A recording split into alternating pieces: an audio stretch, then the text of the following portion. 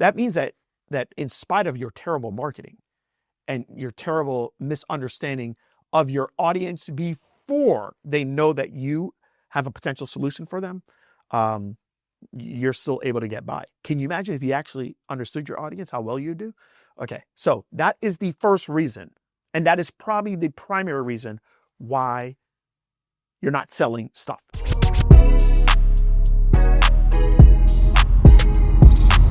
This is Secrets for Success. Welcome to the Secrets for Success podcast. I'm your host, Greg Todd. Thank you as always for joining me. Okay, if you are struggling with getting people to buy your stuff, you're like, nobody's buying my offers. I don't think I know how to sell. I like, oh my gosh, why is this not working?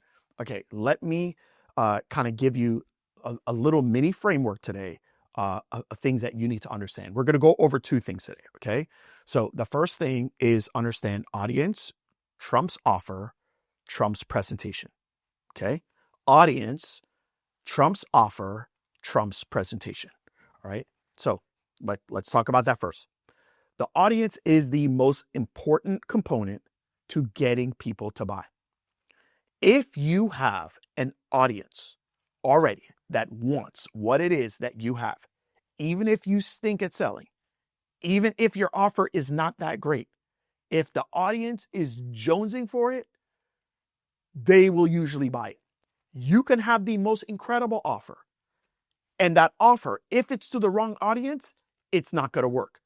You can be, what's the dude from Wolf of Wall Street? Jordan Belfort. You can be Jordan Belfort. You can be Tony Robbins. You can be the greatest thing since sliced bread and have the most amazing sales presentation. And if the audience is not the right audience, it does not matter. They're not going to buy it. Okay? They're not going to buy it. So the audience is the most important component of selling. It's the most important component of it. All right? So a couple things for you to understand with regards to audience. Do you really know your audience in and out? Okay? Because when I got started in this world, okay, I really did it. I truly thought that if I could just become the best clinician, all of that would take care of itself. But what I really didn't understand is I didn't understand the audience that would actually take me up on the offerings that I had in the clinic, and then the audience that would take me up on the offerings that I had online, okay? Whether it's online for the people in Tampa or online now for my consulting company, all right? You must understand the audience. So I'm just going to throw a few things at you, all right? And I just want you to say, yes, I understand that, or no, I don't. Because the person that understands the audience and is able to convey to the audience their pains, their problems more than the other person is the one that's going to get the business, okay? So audience is everything. Number one, do you know the demographics of your audience, okay?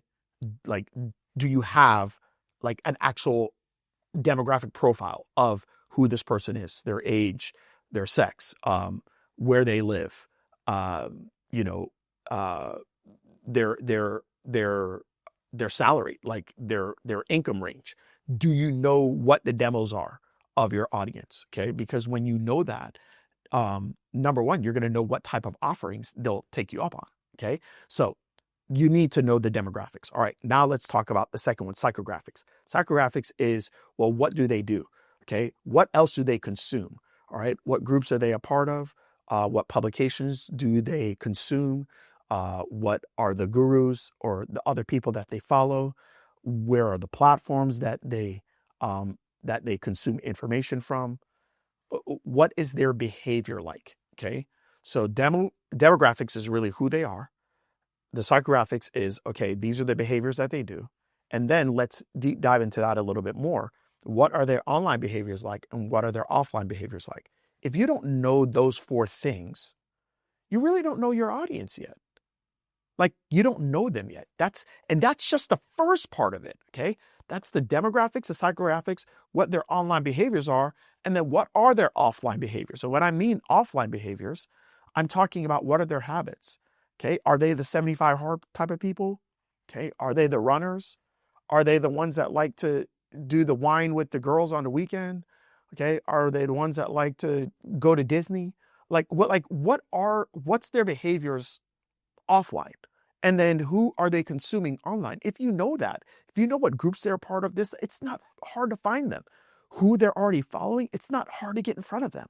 But if you don't know that, it's going to feel like such a struggle. It's going to feel like such a struggle.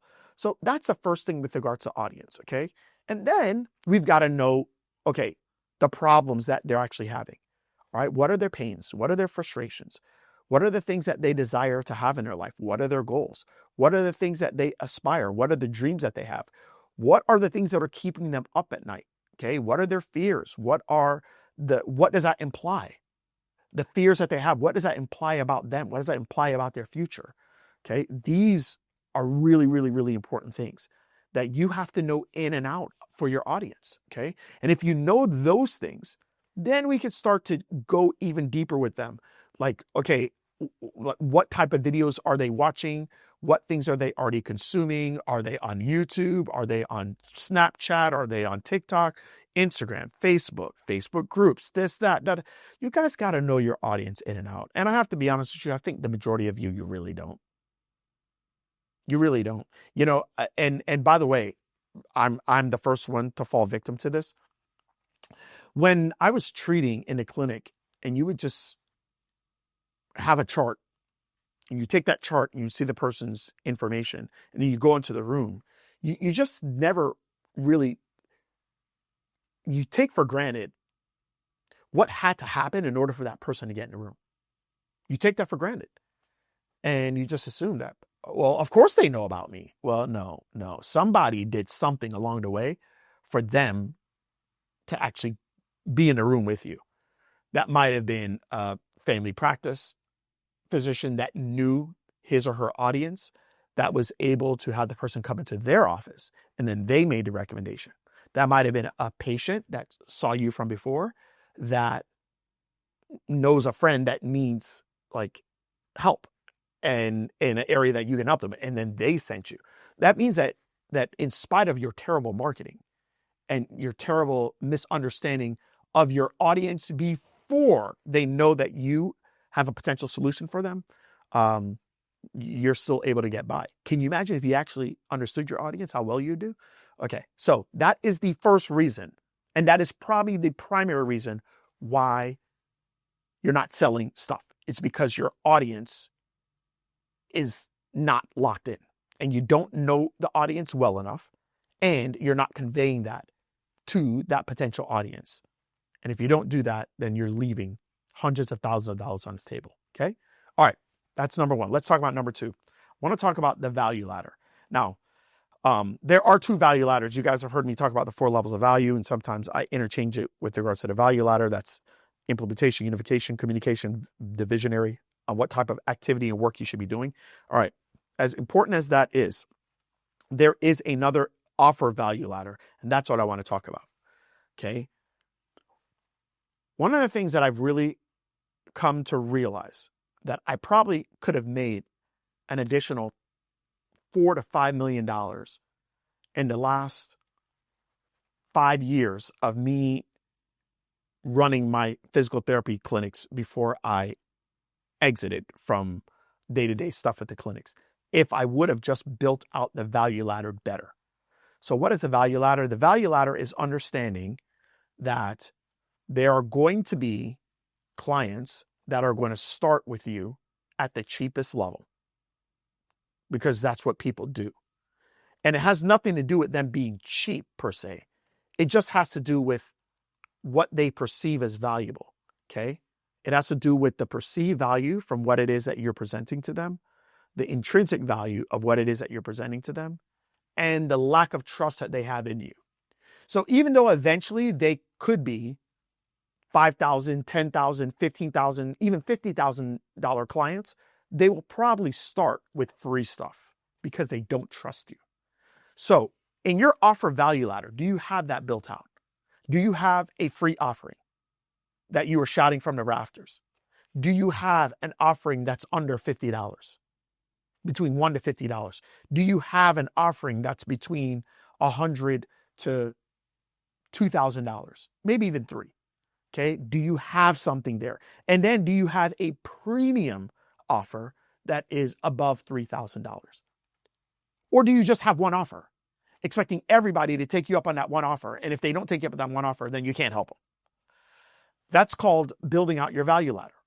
Okay. Now, for me, my value ladder had some holes in it. Okay. I've always done, since I've come into this world, since 2015, I've always done free stuff, lots of free stuff, right? And the free stuff used to be on Periscope, and then I moved it to Facebook Live, and then, I did the Hunt for Greatness podcast, and then did the Wealth Code, the Wealth Code Secrets, then now Stages for Success. So I've always had a lot of free stuff, right? And then I, like, at least for me, where I was struggling, I realized, is that I had free, but then I had all the big stuff, right? That was the 10, 15, 20, 25K, offers. And now they go up to as much as $100,000. But I realized that I had to fill out the rest of my value ladder. I was just like, okay, I'll work with you free. I'll work with you free. I'll work with you free. Okay, cool. Whenever you're ready, I don't care if it takes you 5 years, 10 years, whatever. It doesn't matter. I'm helping so many people for free. I'll have enough people to help on the back end. Okay. But you're leaving hundreds of thousands of dollars on the table if you do that. Okay. So here's what I have focused on in the last year and a half, 2 years, is more things that are between $1 to $50. Okay. More things that are between the 50 to the 500. And then more things between the 500 to the 3,000. Okay. And that's me building out my value ladder. So my question to you is, like, do you have that? Because I can tell you this, I'm looking back now and I'm looking at clients that are paying me $30, $40, $50, even $100,000 a year. The last 5 that I'm thinking of right now all started at $1 to $100. It's just that they didn't value what it is that I had yet because the trust wasn't there. They were willing to spend $1. They weren't willing to spend $50,000 yet. They weren't willing to spend $100,000 yet, but they were willing to say, hey, you know what? I'll give them a shot for $1. What I've seen is free stuff. It's pretty good. I'm intrigued. Okay, let's go to dollar. Let's go to dollar route first. And then it goes from $1 to 100 to, like, guys, I'm telling you right now, like, you need to make sure that you have a value ladder that's built out so that people can enter your world at any of the given points. Okay. And most people are going to enter at a much lower price point. Okay. That does not mean that you're not premium. That just means that you're understanding human nature, and you're understanding that you haven't gained the trust of people yet. So keep that in mind. Okay. Audience, value ladder. Audience, value ladder. You must build those out. And if you guys want help with building out your audience, which I do think is the hardest part to do, I can tell you that I feel like we really have cracked the code with this on how using AI can help you understand your audience better than 99.9999999% of healthcare providers in your space. So we have a way to be able to use AI and pull from the entire internet to find out everything about your audience that your competition doesn't have, which will then make you the person of preeminence in your area. And if you guys are interested in that, do me a favor, text 813-534-6453, text audience workshop. We've been doing a workshop for people that has been absolutely phenomenal. And in less than 2 hours, you can know your audience better than 99% of healthcare providers. So if that's you, go ahead and text audience workshop to 813-534-6453, and we'll tell you about the next one that we have coming up. Extremely affordable. It's less than 2 hours, and it will probably net you tens of thousands of dollars within a very short period of time, just because you now understand your audience and are able to convey that to your audience in a better way than anybody else. And your audience will start to pay you because of it. Remember, audience, offer, presentation. Audience trumps offer, offer trumps presentation, and build out your offer value ladder. Let's get it. See you next time.